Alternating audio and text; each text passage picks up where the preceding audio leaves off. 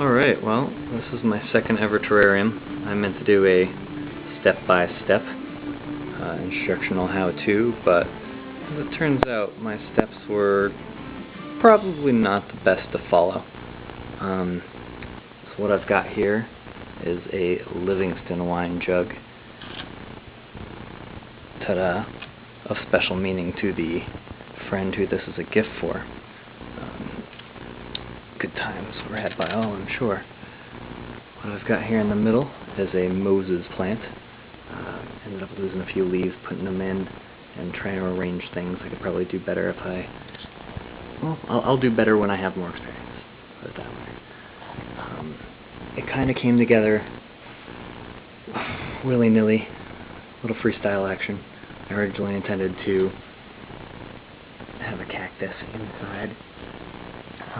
And during my research I found out that that wouldn't be so great for the longevity of the terrarium, so I ended up just winging it, going to a garden supply store and finding one of the few small plants that were available.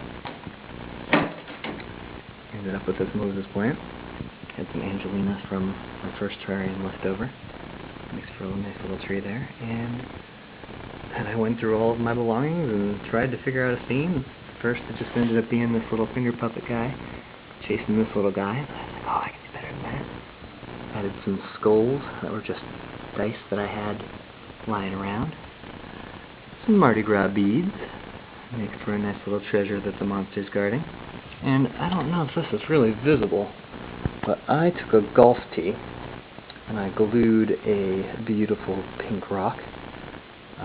Super glue, hot glue gun, and although it took me 2 times and I had kind of freaked out, I had to make my own tweezers trying to get it back out when it broke apart and was inside. It ended up working out well, and it's like the gem that the dude's trying to go to this treasure for in the first place.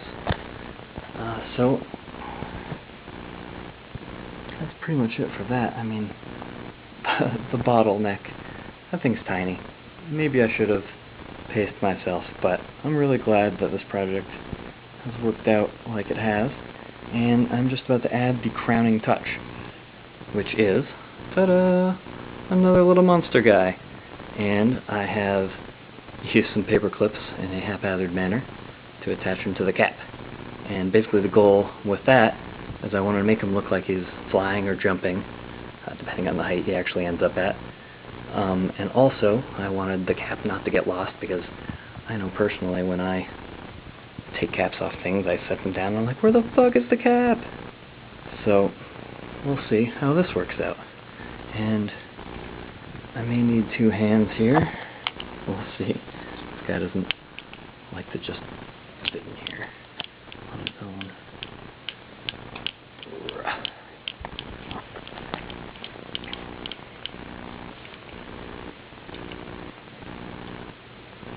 There we go. Beautiful. Hey, little fella. Where are you gonna end up? There we go. Beautiful. Hi there, guy. Little screw. There we go. Oh, that's an awesome place for you to end up. That's a really cool place for you to end up. Let's see if we can get a good angle here. Oh, with your back to him. That's less good. That is less acceptable. I'm actually going to have to adjust you now. What can we do here?